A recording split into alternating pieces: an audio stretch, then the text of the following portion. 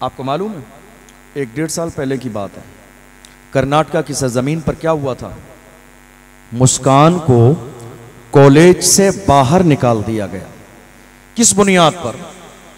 कहा नहीं, हिजाब पहनोगी तो स्कूल में पढ़ने ना दिया जाएगा, हिजाब पहनोगी तो एग्जाम नहीं देने दिए जाएंगे। कितनी बच्चियां परेशान थीं, कई दिन तक स्कूल के बाहर धूप में बैठी रही। और यह नजारा कोई ढकी छुपी बात नहीं है, बाज़ाब्ता पूरे मुल्क में, पूरी दुनिया में सोशल मीडिया के जरिए लाइव किया जा रहा था और मुल्क के कोने कोने में मुसलमान ये देख रहे थे।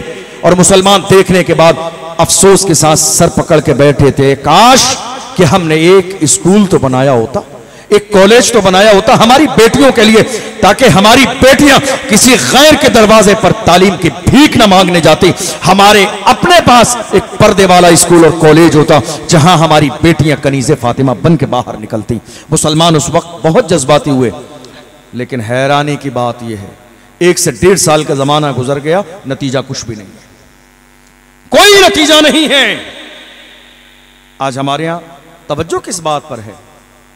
किस बात पर तवज्जो है? किसी के वालिद का इंतकाल हो जाए, तकरीबन 5000 लोगों की दावत का इंतजाम है। 5000 लोग। वो बंदा कि जिसने कभी वालिद से सलाम नहीं किया, कभी वालिद का एहतराम नहीं किया, कभी वालिद की इज्जत नहीं की, कभी वालिद के कदम और हाथ न चूमे, जिसने बीमारी के जमाने में कभी अपने वालिद को दवाई ना दिलाई, मगर आज हाल यह है 1.25 महीने की नियाज के नाम पर 5000 लोगों को दावत दी जा रही है। आप मसलके आला हजरत के मानने वाले हैं तो सुनिए, इमाम इश्क मोहब्बत सैयदी सरकार आला हजरत फाजिल बरेलवी रदी अल्लाह, उन्होंने फतावा रज़विया के अंदर तफसील से बयान फरमाया, ये दावत नाजायज है, जायज नहीं है। दावत खुशी के मौके पर दी जाती है, ये गम का मौका है, खुशी का मौका नहीं है। एक साहब से पूछा गया, आपने वालिद के इंतकाल पर 5000 लोगों की दावत की है, किस लिए? कहते हैं सवाब के लिए। काहे के लिए? सवाब के लिए। हमने कहा नहीं, सवाब के लिए नहीं है, ये समाज के लिए है। ये सवाब के लिए नहीं है, ये सवाब के लिए नहीं है, ये समाज के लिए है। सवाब के लिए तब होता, वो जिंदा रहा तो तूने सलाम न किया, वो जिंदा रहा तो जाके बात न की, वो जिंदा रहा उनके हाल न देखे, वो जिंदा रहा तूने घर से अलग कर दिया, वो जिंदा रहा तूने अपना मकान अलग कर लिया, वो जिंदा रहा कभी उसकी दिलजोई न की। आज मरने के बाद 1.25 महीने की न्याज पर भी हमारे यहां सियासत हो रही है। लोग बुलाए जा रहे हैं। कौन कौन बुलाए जा रहे हैं? बड़े बड़े पेट वाले, बड़े बड़े लंबे चौड़े कुर्ते पजामे पहनने वाले। आज 1.25 महीने की न्याज के नाम पर भी हमारे यहां सियासत होने लगी।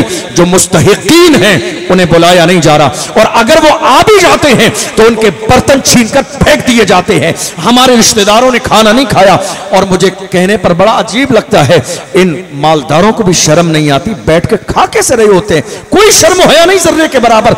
जिनके अपने फ्रीज में जो देख लीजिए जाके, बाज़ाब्ता किचन चिकन और मटन से भरे हुए हैं, मगर कोई हैरत की इंतहा नहीं है। ये गरीबों मोहताजों का हक है। अरे अल्लाह का शुक्र अदा करो कि खुदा ने तुम्हें इस मोहताजी की लाइन में खड़ा नहीं किया है, तुम्हें सारी नेमतें अता फरमाई है, और उसके बावजूद बैठकर इज्जत के साथ खाए जा रहे हैं। वहां भी कैमरा लगा हुआ है, वहां भी फोटो खींचे जा रहे हैं, वहां भी मीडिया वाले मौजूद हैं। 1.25 महीने की न्याज में, ऐ मेरी कौम के लोगों, तुम्हारी गैरत का जनाजा निकल गया, तुम्हें जर्रे के बराबर शर्म हया नहीं आई। तुम थोड़ी देर अपने नामो नमूद के लिए 5-5 हजार लोगों का 10-10 लाख रुपए 1.25 महीने की न्याज में खर्च करते हो। काश कि तुमने 5000 के बजाय ये पैसा किसी कॉलेज बनाने के लिए दे दिया होता, तो जब तक वहां दीन की तालीम होती, तुम्हारे बाप को कब्रों में सवाब मिलता रहता। बदलिए सोच अपनी, बदलिए फिक्र अपनी। नहीं बदलेंगे तो आप समझ लीजिए दिन वो आ जाएंगे।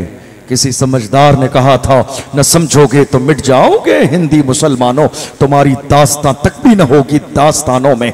आज हमारे सामने वही हालात है, कोई जिम्मेदारी उठाना नहीं चाह रहा। आज कितने इलाके ऐसे हैं, देख लीजिए आप।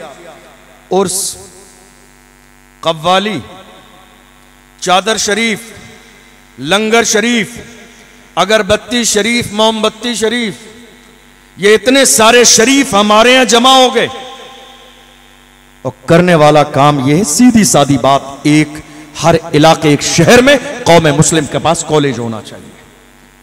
इतनी सी बात समझ में क्यों नहीं आ रही है? यह बात मेरी कौम समझना क्यों नहीं चाहती है? तालीम के बगैर कोई इज्जत नहीं, एजुकेशन के बगैर कोई आपकी अहमियत नहीं। जब तक कलम का पावर आपके पास नहीं होगा, कहीं कोई बात सुनने वाला नहीं है। जब तक एजुकेशन का पावर आपके पास नहीं होगा, कहीं कोई आपकी बात की वैल्यू नहीं है।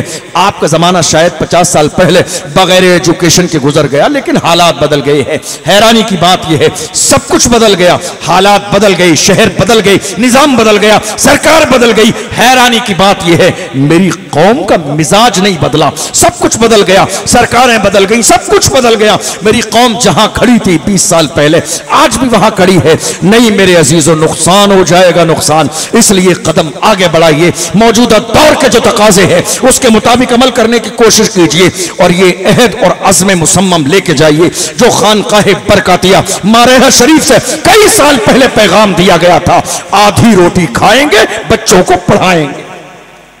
ये पैगाम लेकर जाइए, आधी रोटी खाएंगे, बच्चों को पढ़ाएंगे। जरा गौर कीजिएगा इस छोटे से पैगाम में कितनी हिकमतें पोशीदा हैं, और आप इस हवाले से नहीं सोचेंगे। मैं आपको एक छोटी सी बात और भी बताऊं। आज जितने लोगों को भी शौक आता है एजुकेशन पे काम करने का, जितने लोगों को भी शौक आता है एजुकेशन पे काम करने का, तो आसान काम क्या है? चलिए साहब मदरसा खोल लेते हैं, चलिए साहब मदरसा खोल लेते हैं। कॉलेज के बारे में कभी ख्याल नहीं आता आपको? कॉलेज के बारे में कभी ख्याल नहीं आता आपको? कॉलेज में भी इल्म पढ़ाया जाता है, और वो इल्म हासिल करना भी सवाब है। उस इल्म के जरिए भी कौमें तरक्की याफ्ता होती हैं। ये बंटवारा मौजूदा दौर में किया गया दीन का इल्म, दुनिया का इल्म, वरना हर इल्म मेरे मुस्तफ़ा के सदक़े में है, हर इल्म हुजूर के सदक़े में है। जो इल्म भी उम्मत की फलाह की नियत से हासिल किया जाए, उसको हासिल करना बाइस सवाब है। क्या डॉक्टर बनना सवाब नहीं है? क्या इंजीनियर बनना सवाब नहीं है?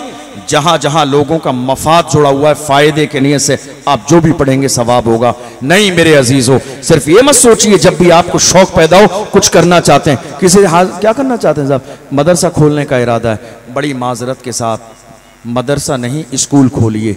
जो मदरसे आपके शहर में चल रहे हैं वो काफी हैं, उन्हीं को मजबूत कीजिए। मैंने क्या कहा? जो मदरसे चल रहे हैं, जो मदरसे शहर में चल रहे हैं, सारे लोग मिलकर उन्हीं को मजबूत कीजिए। एक मदरसा मजबूत नहीं हो रहा है और आप हर जगह मदरसे का प्लान 2-2, 3-3 कमरे का, और कौम पूरी बढ़ती चली जा रही है। लड़ाई हो रही है रसीद और चंदे के नाम पर। याद रखिएगा, शुमार के लिए मदरसा मत चलाइए। नहीं साहब, हमारे शहर में 20 मदरसे हैं, 2 मदरसे चलाइए, मगर ऐसा मदरसा चलाइए कि अगर 20 साल का जमाना आपके मदरसे को गुजरे तो वहां से आलिम भी फारिग हो, फाजिल भी फारिग हो, और मुफ्ती वक्त भी आप कौम के हवाले करें। बड़ी माजरत के साथ कि आज कितने मदारिस हमारे ऐसे हैं जहां पर सिर्फ कुरान खानी का काम होता है। बड़ी माजरत के साथ उम्मत को गाइड करना सबकी जिम्मेदारी है। बात समझ आ रही है आपको? औलाद के बारे में माँ बाप से भी पूछा जाएगा, जिम्मेदारी उनकी भी है, और असातिज़ा की भी जिम्मेदारी है कि वो क्या तालीम पढ़ाते हैं अपनी आने वाली नस्ल को, ये उनकी जिम्मेदारी भी है। मैं इस मौजू पर बहुत ज़्यादा बात, प्रोग्राम लाइव चल रहा, नहीं करना चाहता, लेकिन याद रखिएगा, ये ज़रूर सोचिए, मौजूदा दौर एजुकेशन का दौर है, तालीम का दौर है। आप जो दुनिया के नामो नमूद में लगे हुए ना, नामो नमूद में नहीं, बचाइए इस पैसे को, इस पैसे को बचाइए। ये आपके खून पसीने की कमाई है, ये लगाना है तो पूरी कौम मिलकर एक प्रोजेक्ट तैयार कीजिए कॉलेज का, और बड़ा काम नहीं है ये।